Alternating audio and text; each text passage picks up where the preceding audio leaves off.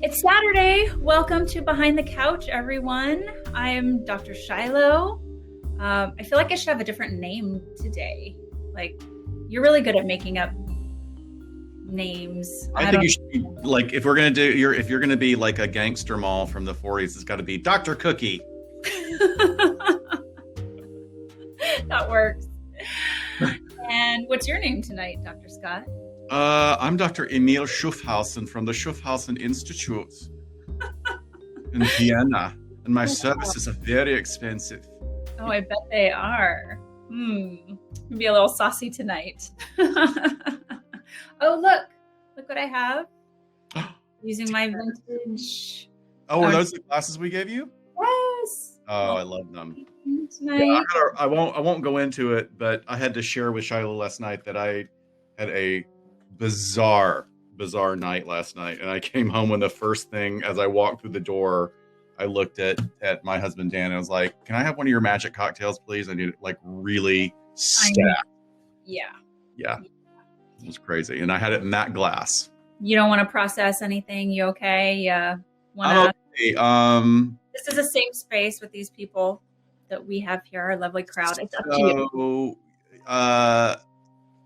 I want to be careful because I was talking to one of my several beloved sisters this morning, and I did not reveal to her that I witnessed the aftermath of a crime last night right outside my house, and it was quite surreal and bloody. And I am fine. I am fine. All of my neighbors are fine. Unfortunately, a poor young man who was in our neighborhood, I guess partying or something, he did not fare so well, and I witnessed it, the aftermath. So shit gets real. Like when it gets real, Because you were saying it was surreal, and that was the perfect word for it. When you come up on something like that, totally unexpected, just coming home, after a work week. So well, and you saw this kind of stuff as law enforcement all the time. I mean, you would see dead bodies, or you would see people at their last moments. I mean, I've seen a lot of people at their last moments in hospital settings, not in a public setting. That was quite shocking. It is so different. But yes, very surreal, and just feels like an out-of-body experience. And I'm surprised you slept last night. I was like, oh, he's definitely not going to get any sleep. He's just going to be wired. But good. I'm glad you did. I don't know. Maybe that's shock. Maybe the shock was like a tranquilizer for me or something. So yeah. Welcome, Esther. Glad you can make it. Esther, Jason. Oh my gosh, we've got a whole crowd this time. Thank you so much, guys. Well, let's see. Well, we should do. I mean, everybody here knows why we're doing the vintage thing, but But you want to kind of recap that for everybody? Yeah, especially we're going to throw this up on YouTube, and I feel like we've had a ton of new subscribers this week. So we don't do this every week. I think the last YouTube video I was in a Dodgers baseball t-shirt, so that's my norm. But Scott and I are in the middle of a series on the podcast that are all about vintage Los Angeles crimes. I mean, this is sort of like our theme for our show as far as aesthetics and what we try to bring to the title and living up to the title of LA Not So Confidential. So we've covered, let's see, a crime at the Cecil Hotel in the 40s. We've done the Winehouse chicken coop murders in the 20s. Wineville. I'm sorry, the Amy Winehouse chicken coop murders. Wouldn't that be a crossover? Woo! So we're going to do a couple more in March. So we are, Shannon says, imagine that hair. Woo! We're in the middle of our series right now. Last Thursday, we did this watch party event, which it blew me away. It was so much fun. I could hardly keep up with the film because of the dozen or so people that were there watching with us. And it was just so much fun and hilarious to sit in my bed and watch this noir film with. And that was all your idea. I mean, that we've been talking about having a watch party, but that was your idea to do a noir film. And that's going to be a regular thing. So thank you for that idea. It sounds like people had fun, and I had a blast. I thought it was great. We should do it again in a couple of weeks. So, or at least for our patrons. But yeah, it was just a blast. So we're kind of keeping this going with this theme. What are you laughing at? What'd you catch? Jason was like, there was a film.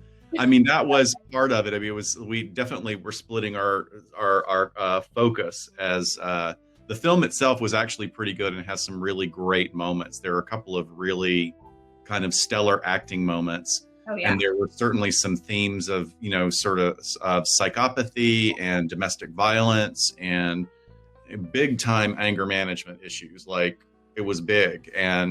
But the conversation, I mean, I wanted to add in some trivia. So I had done like some research so I could cut and paste some of the biggest trivia about the actors in the movie. But everybody and most of you were here, everybody contributed to that conversation in a really spectacular way. Shannon, Pia, everybody. Yeah.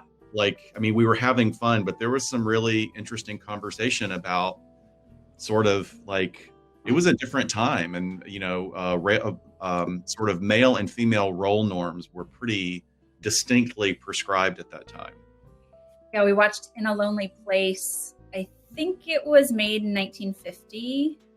It might be a little tad earlier than that, but I hadn't seen it before. It was great. I was so happy. Like, I randomly picked something. I hadn't seen it either. You picked one I had not seen. Yeah.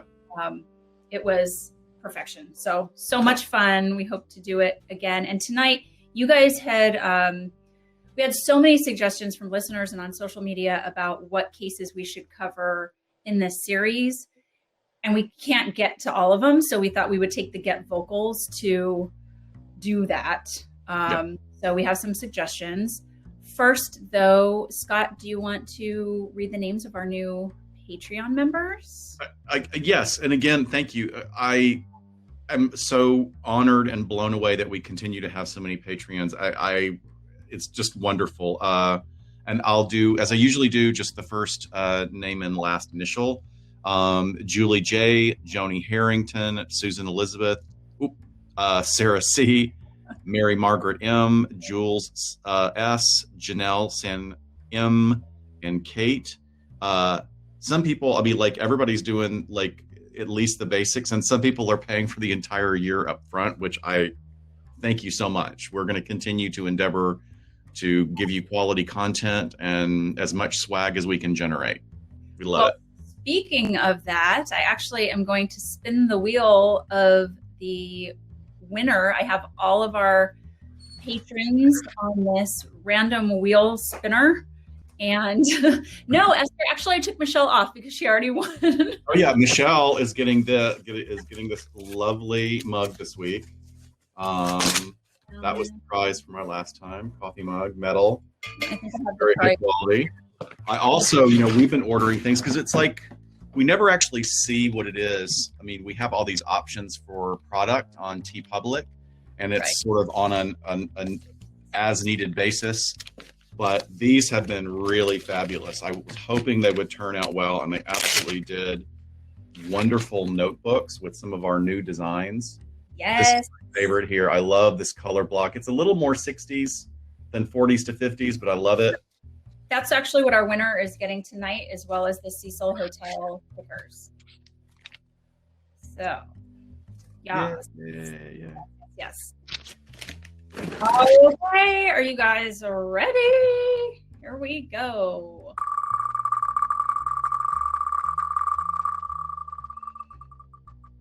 What do we have? Nicole H. Oh, Pia, you are so close. You are right next to Miss Nicole. All right, so Nicole, we will be getting a hold of her. Oh man, like this close, Pia, this close. Like not even that. I can't even make my fingers that small. Next time. I don't even know a Nicole. Esther, how dare you? Gosh, I feel like this time is going to go really fast tonight. So I want to jump into our story. If anyone wants to come on, please, I'm going to leave these spots open. Feel free. One thing, we're going to make a change at the suggestion of a patron. We're going to start, I'm really liking my arch on my eyebrow, by the way. You're on fleek, completely on fleek. So we are going to start doing trigger warnings at the beginning of our episodes. We should actually go back and probably do them for all of them if we can. So I'm going to give a trigger warning for mine right now. So the story I'm going to talk about talks about sexual assault, penetration with a foreign object, and murder as the result of possibly a violent sexual assault. So I am going to talk about the Fatty Arbuckle case. So I think, everyone's kind of heard of this a little bit. And this was the first time I really dug a little bit deeper to know what this story was all about. But I think the urban legend version of this story that's mostly told is not, in fact, the truth. You may know this story as one of kind of this Hollywood party gone wrong. It's 1921. There's a violent rape, possibly with a foreign object like a champagne bottle, of an actress by a very large, unruly actor that ultimately led to the woman's death. And there were 3 trials that followed, actually 3 court hearings. They weren't exactly all trials, which I'll get into. And each of them acquitted him of her murder. So Rebecca nailed it, huge Weinstein vibes, but at least this man had some trials. My sources for this were the incredible podcast, You Must Remember This, a podcast by Karina Longworth. All of her series are amazing, especially if you like vintage Hollywood stuff, as well as an article put out by the BBC that was written by Jude Sheeran in 2001. So here we go. Roscoe Fatty Arbuckle, he was a stage actor turned film star in the silent era, like the 19-teens. He grew up as a singer, even as a child, and had a rough childhood. He was physically abused by his father. He left at the age of 16 to go pursue vaudeville. So he goes off to vaudeville, ends up marrying another stage actress who he was with for a very long time. And he was really described as a really magical comedic actor.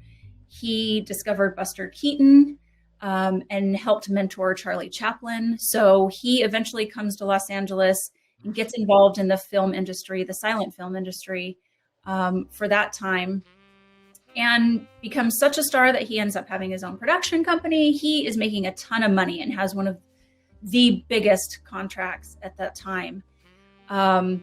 And then eventually, just blows up, huge star, literally and figuratively. He's a very, very big man, hence the nickname. And then he separates his wife, but they keep that out of the public eye because they thought that actually a star of his capacity couldn't survive a public divorce. So they choose to keep it under wraps. So he's our sort of main person in this story. And then we have Virginia Rapé. So Virginia was a model and a fashion designer and an actress. And she also had rough beginnings. She was orphaned at 11. And she started modeling at 16 and was very successful as a model. In You Must Remember This, the articles that they dug up described her as what we would liken to a supermodel these days. She was traveling the country, appearing in fashion shows, walking in fashion shows, in malls, not malls. They didn't have malls then. Department stores. That's what I'm looking for.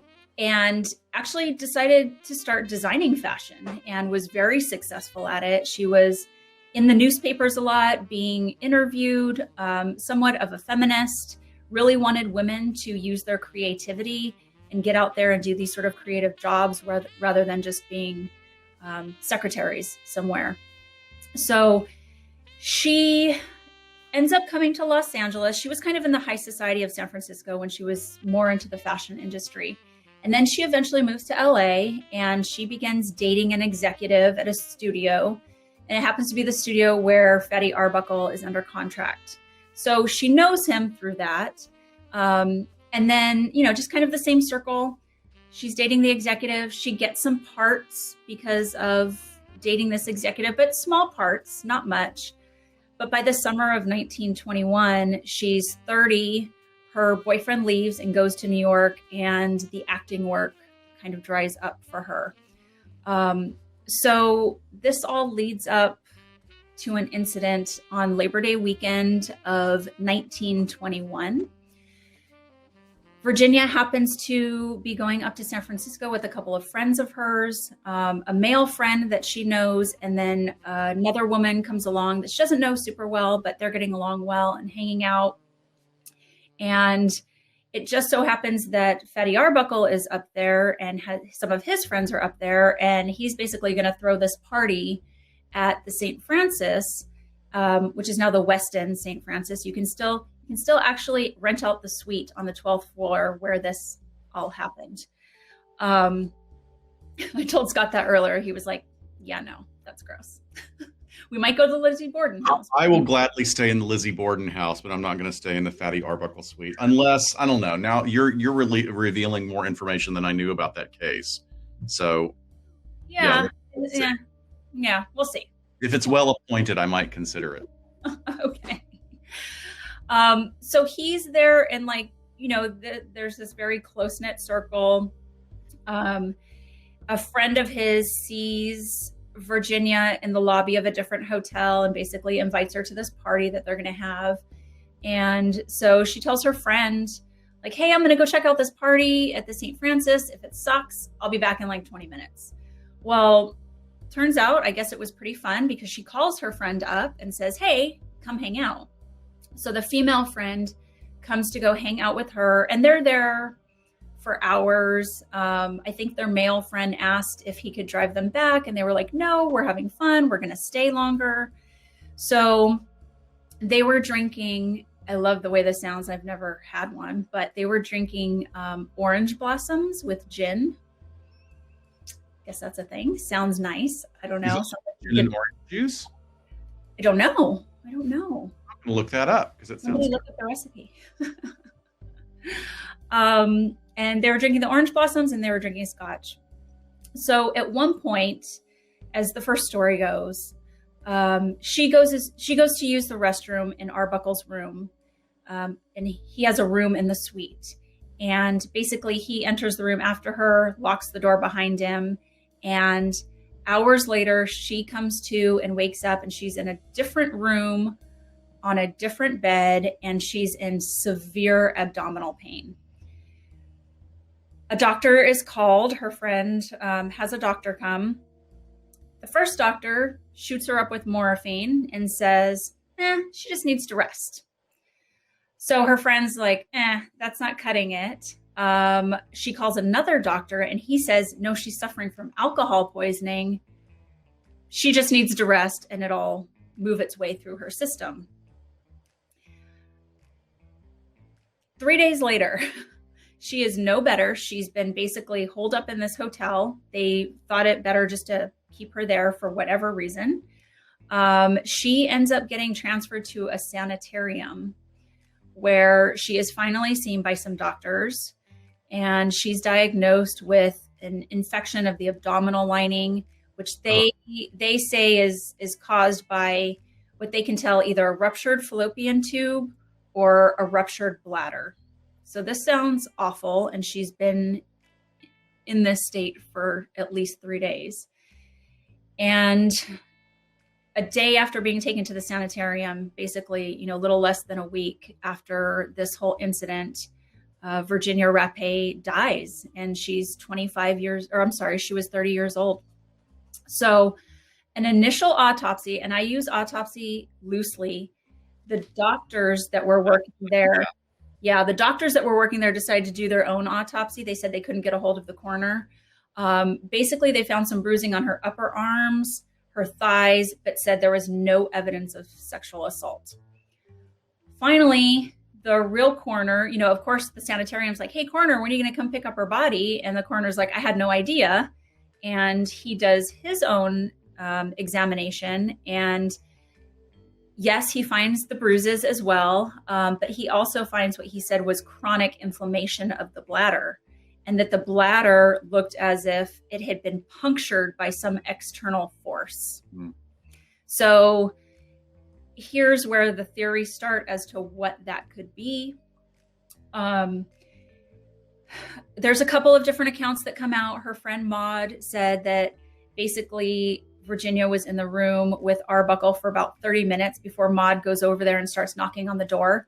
And basically he opens up the door and Virginia's on the bed, kind of writhing around in pain, holding her stomach, and her clothes are torn. Arbuckle gets on a steamship and flees to Los Angeles after this incident.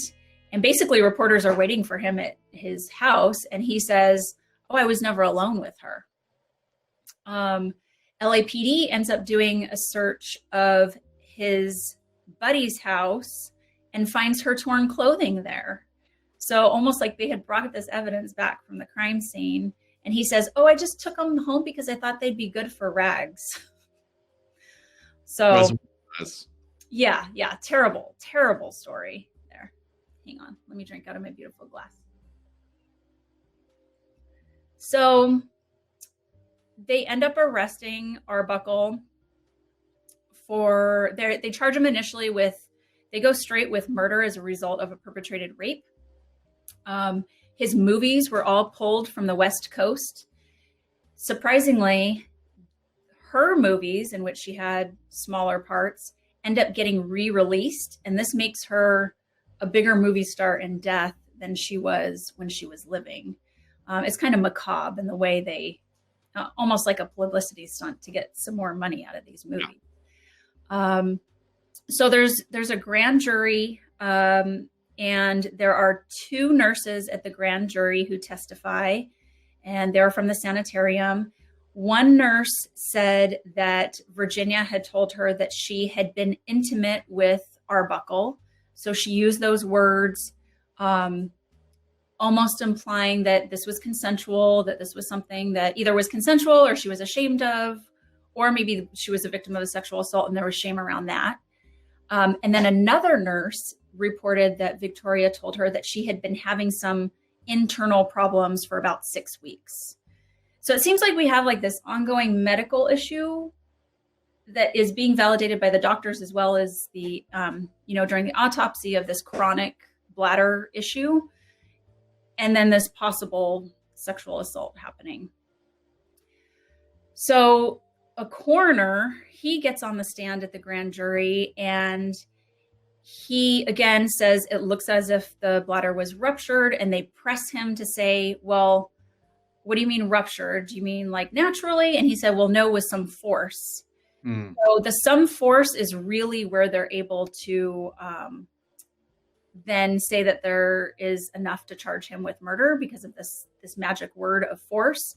And then they press him even further, and he basically gives an opinion kind of out of nowhere that it could have been done with a foreign object, a finger, something like that. But I mean, that's where that whole part starts. That's where that rumor starts. And we're not saying that a rape didn't occur. It could have occurred. She could have had, clearly at bare minimum, if she had alcohol poisoning, then she was not able to give consent. Well, of course. That whole concept of consent at that time. Exactly. But press, even I remember Hearst at the time, Randolph Hearst said that this incident sold more papers than the sinking of the Lusitania. Oh, well, it's interesting because there's the podcast, You Must Remember This, goes into this whole dynamic about Hearst. And I guess he had put a bunch of money into Paramount Pictures and it wasn't panning out very well. And so this was kind of a payback where he was just going to drag Arbuckle's name through the mud. Anyway, sidebar, go listen to that wonderful podcast if you want to hear more about that.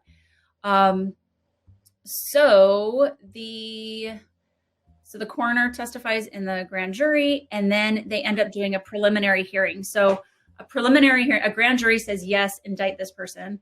A preliminary hearing is a hearing to see if there's enough evidence to move on with a trial. Very long, laborious process. The prelim is packed with female fans of Fatty Arbuckle, which I thought was so interesting because that's a phenomenon that we have seen throughout recent decades. And this was 100 years ago, 100 years ago. Wow.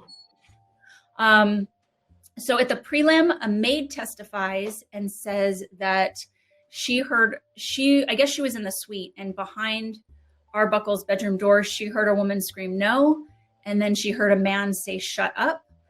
The defense put on no witnesses for the prelim, and basically the judge said, this maid is the most believable witness because she was the only one that wasn't drunk there.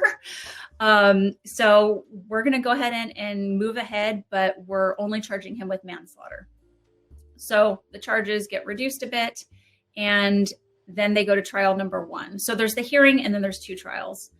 So hearing number 1, Arbuckle gets on the stand. He testifies. He says that he had gone into his bedroom to change into a robe. And when he sort of came out of one section of the bedroom, Virginia was in his bathroom vomiting. So he picks her up. He puts her on the bed. She rolls off the bed at some point and is just in pain, clutching her stomach, doubled over. Then the treating doctor, like a personal treating doctor, testifies that yes, he had been treating Virginia for years for bladder problems. And there ends up being a deadlocked jury. So it's very interesting. There was a couple of women on the jury. They were made to feel very unsafe as part of being part of the jury. And then there was this whole conversation afterwards of, well, maybe women shouldn't be on juries where sexual assault is involved because they see it as too awful. Hang on. Wow. Let me take a sip. Yeah. Wow. I need a drink. I know. So with the deadlock jury, they try him again. And new witnesses come up again. There ends up being a secretary from the sanitarium that said that she spoke to Virginia, and Virginia told her that Arbuckle basically took her by the hand in the bedroom, lays her down on the bed, and then lays on top of her. And then she can't remember what happens after that, like almost as if she had like blacked out from the pain. So it's really interesting. We have this really large man that could have, and a woman that has a bladder that's about to rupture, maybe from vomiting, maybe from just her chronic illness. And then he lays on top of her, and that's all she can remember. And the secretary seemed like, it didn't seem like she had just come forward with this story. She said, I hadn't been subpoenaed until now. Nobody reached out to me to ask me my story. And we know that happens a lot, especially in sexual assault cases. So the jury deliberates for, give me a guess of how long you think they deliberate. Random. I know. I'm going to say 2 hours. Shannon says 1 hour, not long, 5 minutes. Ooh. 5 minutes, and they have a written statement that would have taken longer than 5 minutes to actually write.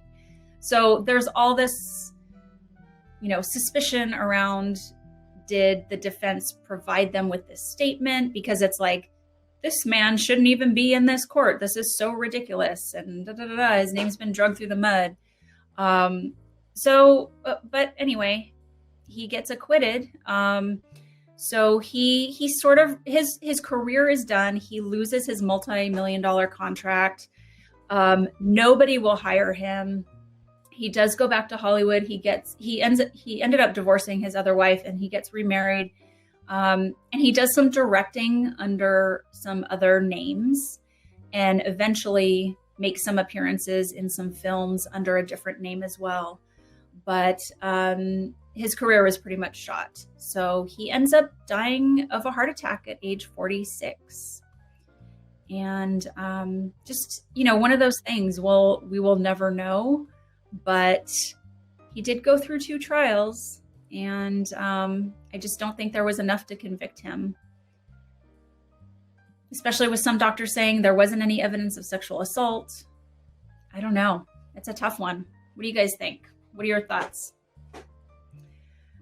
I want to, while people are are adding their thoughts or that they want to jump on, I do want to say, like, as much as I was kind of grossed out saying about staying in his home, Fatty Arbuckle also has or had a bungalow, which was very common back in the 40s and 50s. Is you had your primary home, Right. which was your mansion or your large home that was out in sort of the surrounding area of Los Angeles now, which has become a huge metropolitan area. But there were definitive places that were separated by lots of, kind of desert land, or where we are, subtropical desert land. So he had a 3-bedroom cottage, not cottage, or bungalow, sort of Spanish W bungalow on La Cienega Drive in West Hollywood. And it's been a restaurant for years. It's been several different restaurants over the years, primarily gay restaurants back in the 80s and 90s. Mm-hmm. But and one time it was called Arbuckles, which it did not do well when it was called Arbuckles. And then I think it was the Blue Parrot. Yeah.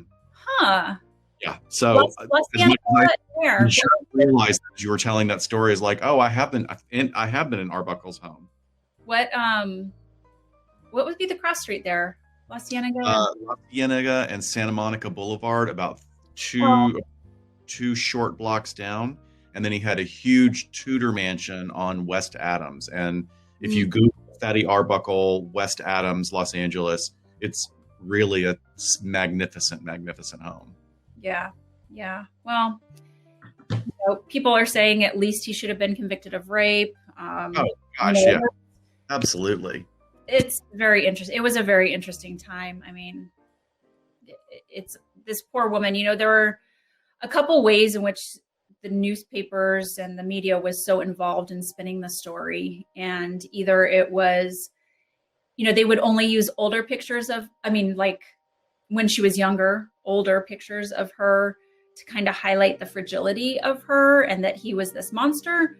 And then towards the end, it started to get spun of, she gave everyone on the studio lot crabs and she was such a whore. And, of course, that's what you do when you want to change the narrative. The go-to is to make the woman a whore or a slut, which is infuriating. Yeah, exactly. So I saw someone put up a recipe for orange blossoms. I'll have to get on that. Fantastic. Hi, everyone. Thanks for joining. Oh my gosh, it's like double than when I started. Good to see you, everybody. So what are you talking about tonight, Scott? So that's a great case to start with. And I think you came up with both of the ideas for our subjects tonight. Both of these listeners did, definitely. What's that? Our listeners came up with these ideas. Oh, they did. Right. Okay. So our listeners, this next one actually could probably be explored by us for several reasons in a much longer format. And I love that the commonality of you putting these two cases together is that it's a great example of crimes being committed and people being treated poorly, and history really obfuscating and getting a lot of facts wrong. So our next one is the story of Frances Farmer. So most people that are into noir or classic movies know who Frances Farmer was. A really, really gifted actress that was primarily working between 1936 and 1959. Her career just really shot off, of course, at the beginning as a young ingenue in Hollywood. She had come from the Midwest, and her life was really, I'm going to say, immortalized by a movie that came out in the 80s, 1982, called Frances, where she was portrayed by Jessica Lange. It was a fantastic, fantastic cast. It's a fantastic, fantastic story. Unfortunately, it gets a lot incorrect. It does get the tragedy and trigger warning. There are some things here that are concerning as well, regarding how she was treated later in her life. So I'm going to read from a really, really, really well-written mini biography that is on IMDb. I would hope that everyone here is familiar with the Internet Movie Database. I used to use it as a casting director all the time, and I Like there are aspects of, different chapters of my life that is, although I'm working as a psychologist today, I'm still got casting director brain sometimes. I'm like, wait, that person was in that movie. And so I'm always like, I'll be watching something with Dan and we're both on IMDb I trying feel to like I use it every single day. That app is probably in my top 10. Yeah, it's pretty amazing. And there's a Broadway version too, which is really spectacular as well. That gives you a whole history of everybody that's worked on Broadway. So Frances was born in Seattle. In 1935, she went to Hollywood. And back then, the way the way entertainment worked was radically different from how movies work today, in that you signed with a studio and you signed contracts, especially if you didn't have power as a young actor, you had to sign a longer contract. And it was basically some indentured servitude, because basically you were going to do exactly what they told you to do for that 7 years. And sometimes that might be you pissed the wrong person off, or you didn't sleep with the right studio head, and they would basically, pay you pennies, and you wouldn't be released from your contract. You couldn't go or do anything anywhere else. And of course, the contract system finally got dissolved years later by very powerful actors who felt like their careers were being taken advantage of. Clearly, one of the ways you could work around the studio system was, as your star was on the rise, if you became like really box office gold, then you had a little bit more pull with the studio heads. But as we know, there's a lot of has been written about how actors, particularly female actors, were really chewed up by the system. And Frances Farmer was a really gifted, beautiful actress, but had some substance abuse issues that clearly started exhibiting themselves as what we would consider self-medication for the stressors she was under. So after her death, her life gets made into a movie called Frances, starring Jessica Lange. And it's a really great dramatic retelling. And what it does capture is the challenges in the studio system. It challenges the really toxic enmeshed relationship she had with her mother, which was quite significant. And that has been verified by Frances's sister long after she died, in a book that came out later that was corrective. So there have been 3 notable books about Frances's life.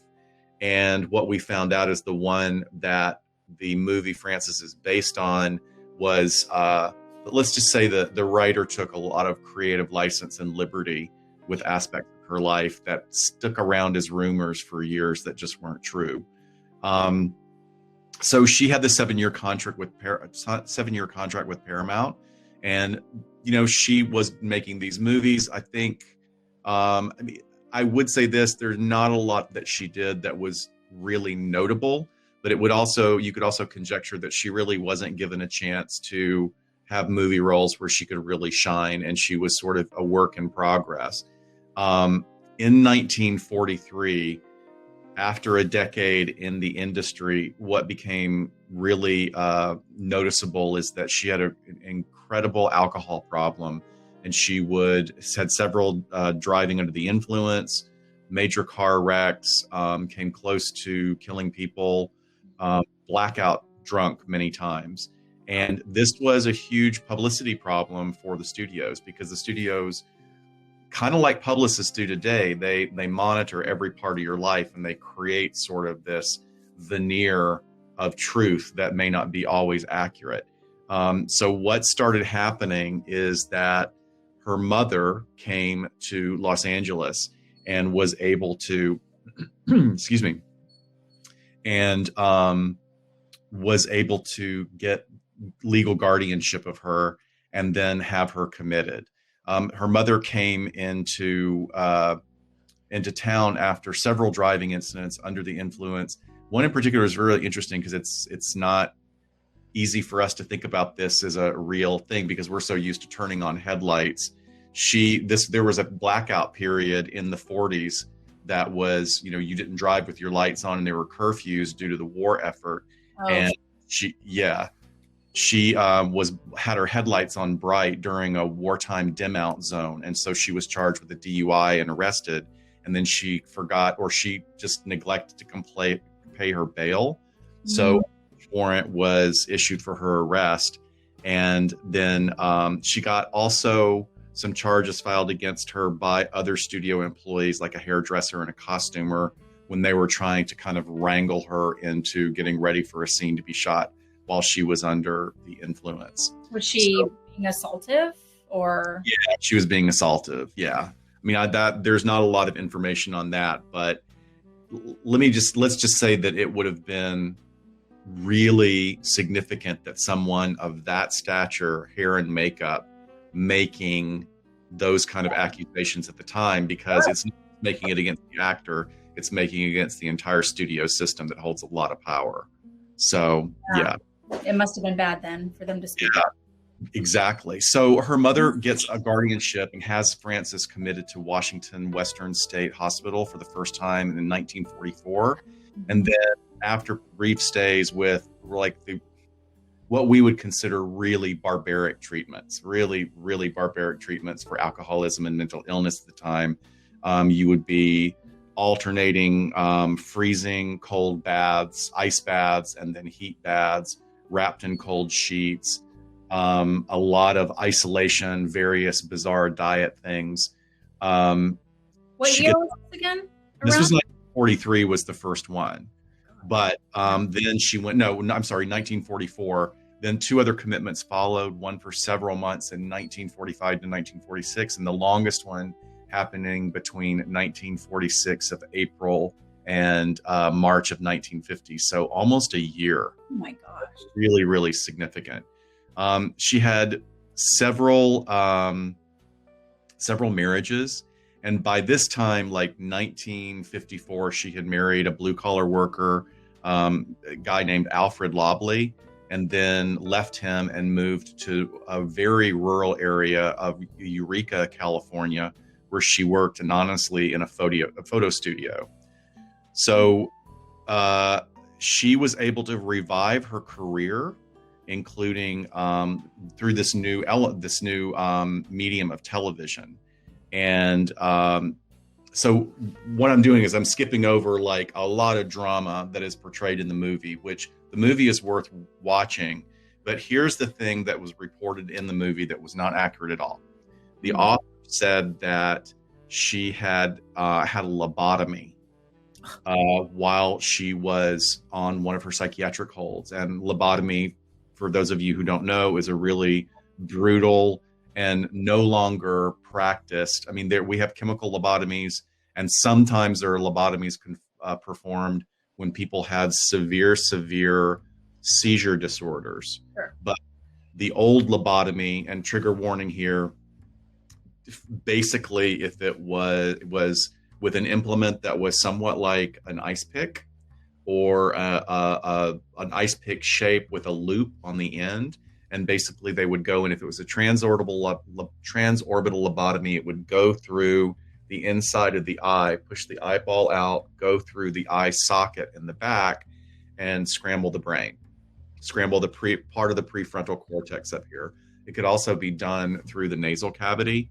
And that in itself is a whole story. There are several podcasts about the completely fucked up doctor who did these basically as a traveling show, traveling across the U.S., giving people lobotomies as a cure-all for all sorts of things. And once again, I hate our profession and where it came from. This is really, we're talking really about a very dark period in psychology and psychiatry. But, there's always going to be bad people.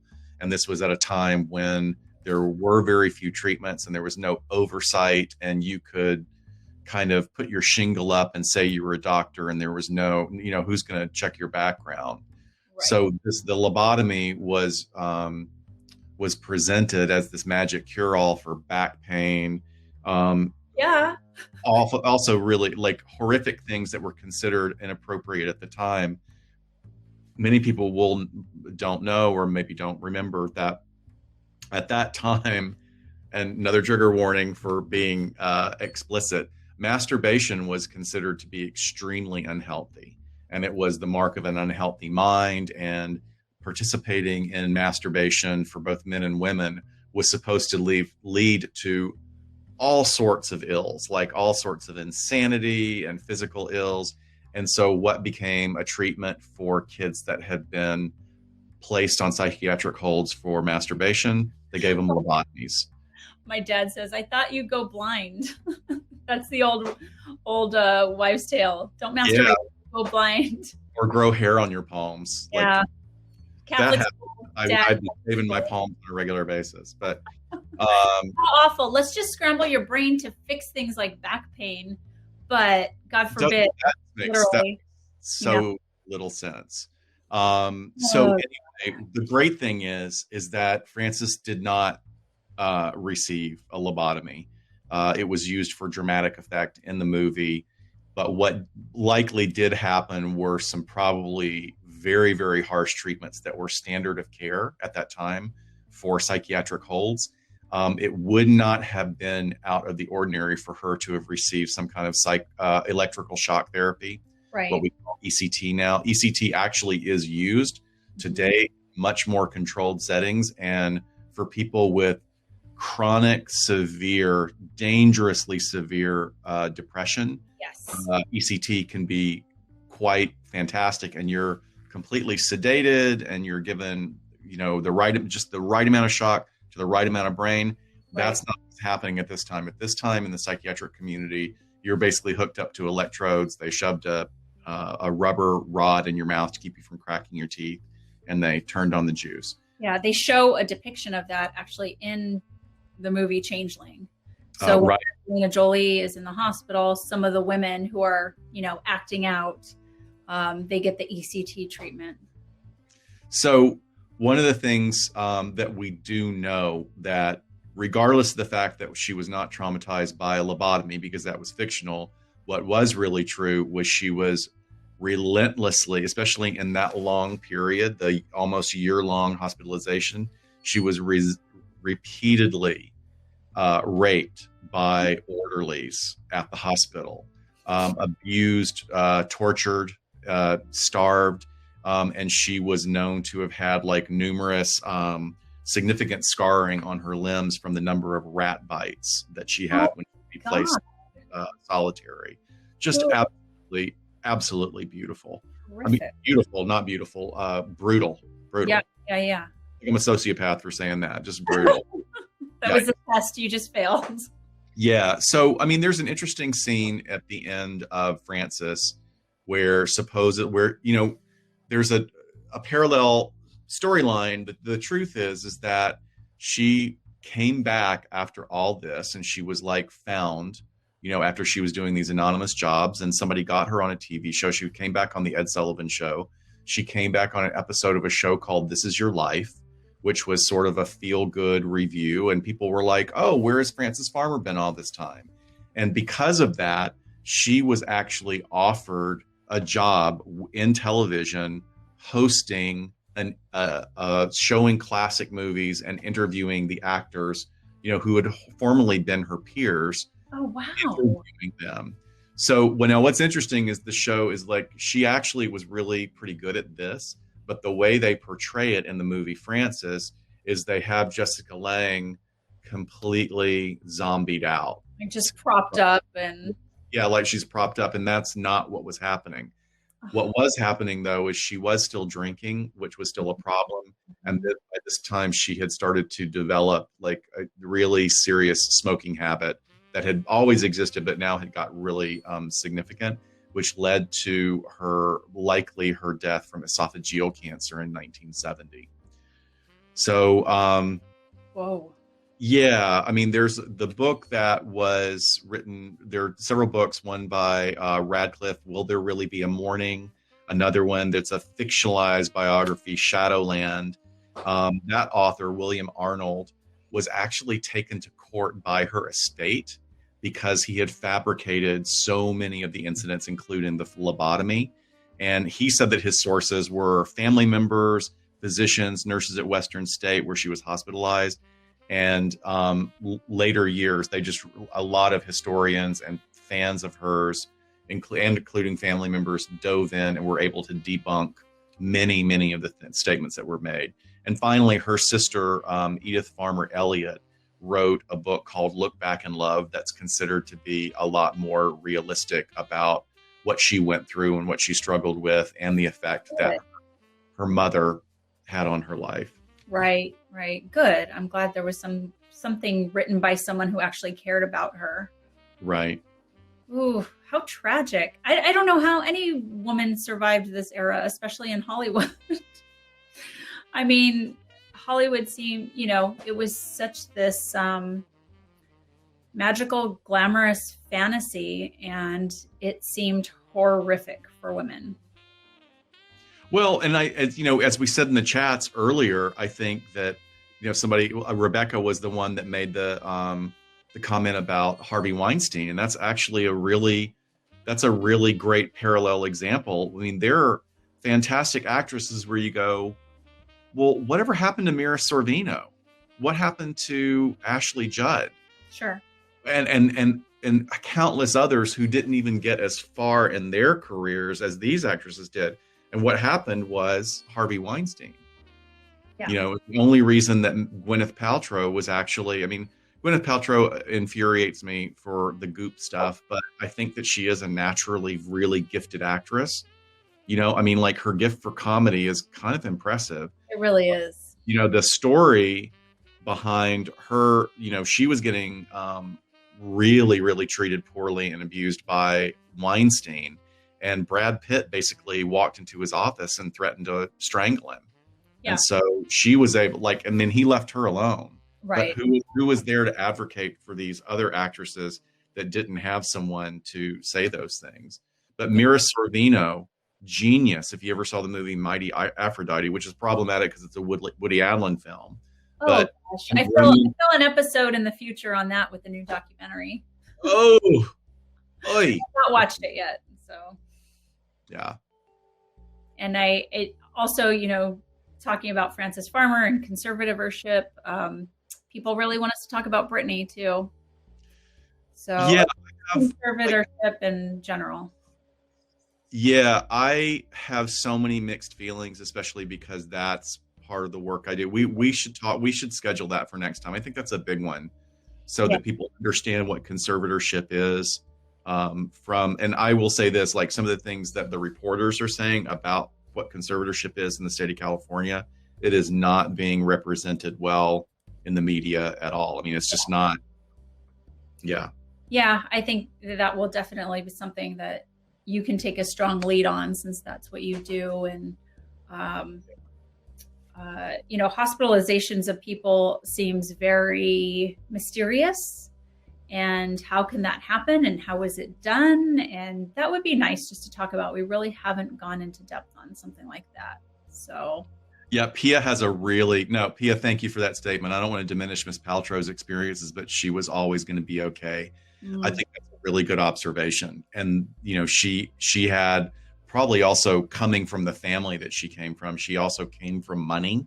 Sure. Like she came from a lot of money. She came from an established actress already.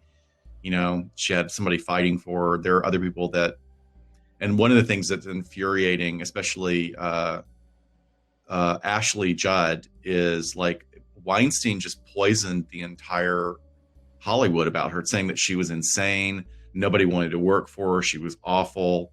It's just because, she doesn't want to get near your slimy self. Ugh. Yeah, I know.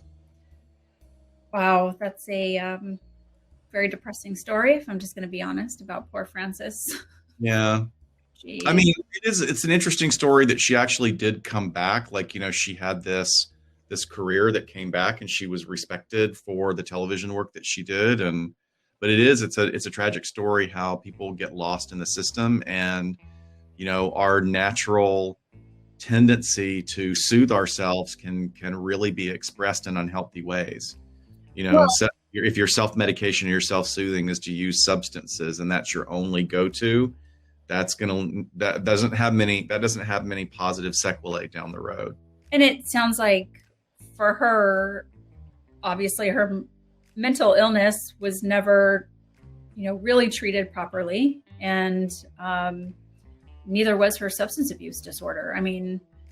So, you talk about these years later, when she came back to do this, hosting of this show, that it was still, or again, prevalent in her life. Almost the only part of kind of quiet respite that she had was when she just went away and was doing these mundane jobs. And very interesting about the pressure of Hollywood too. I know we've been asked to do episode on like child actors, and well, as Esther just even wrote, like Judy Garland, her story's been told over and over again, and it should be told. Yeah. There's maybe there aren't a lot of good angles left that haven't been already covered, but that story should be told, because that abuse of child actors still happens today, not so much at the hands of studios, but at the hands of parents that are vicariously living out their own needs through their children's careers. Did you read that article that the actress, and I apologize that I can't think of her name, but she played Matilda. She was a child actress. She's great. And she's a writer now. Yeah, she just wrote a great article about her experiences that have been, triggered with Brittany. Mara Wilson, that's it. Yeah, it was such a great piece. Just at 8, 9, 10, 11 years old, the crazy things that people were asking her in interviews. And it's just, I don't know. Yeah, that's a whole another topic we could go down, of how young women are interviewed in the media and who they're supposed to be and how quickly they have to grow up in ways that they shouldn't. So, well, that's part of it. Also, what I do like as well is that, there was a case many years ago, if I can get the information, a lot of it's been buried, but there was a male casting director with a significant meth addiction, and he is no longer alive. I think he either died of his meth intoxication or he killed himself, but he was going down he had been molesting young male actors for years. It was really awful. It was actually happened right before I got into casting, so it would have been probably mid to late 80s. But, there are a lot of adult male actors, teens and adults, that get manipulated and sexually assaulted as well by men and women that have a lot of power in the entertainment industry. Yeah. What's great, it's an awful experience, but what is great is those actors and those celebrities are coming forward and they're being very vulnerable about what it feels like to be put in that place. Is that the incident that documentary is on with, the Corey Haim, Corey Feldman, that whole circle? This was involving that guy, but it was it wasn't so much about them. And Corey Feldman, I don't know. I can't imagine what he has been through, because he's, he really was a child that grew up in the system. Right. But he's been very cagey and very coy, and I would hope at this point that he would just really come and speak out. I would really wish he would just tell the truth or feel comfortable. And maybe he feels intimidated. I don't know what his motivations are, but he keeps hinting that he's going to tell these stories. And if he has something to say, I think that it would help people for him to say it. I can't remember what the name of that documentary is that covers all of that, but I have a copy of it. I think your husband actually gave me a digital copy of it. But I was like, why is nobody talking about this, or how is this? That needs to be re-released on Netflix or something in this day and age. Especially, that's what, the Ashtar Kitty was saying too, Corey Haim's story is particularly, because at least Corey Feldman survived, and Corey Haim clearly did not. Whatever trauma he was experiencing, he was not able to survive that. Yeah, exactly. Wow. You know us, just keeping the good topics flowing. The feel good moments are just here. Gosh. Oh, man. Well, this was fun. You look really nice, Scott. It's nice. Thank you.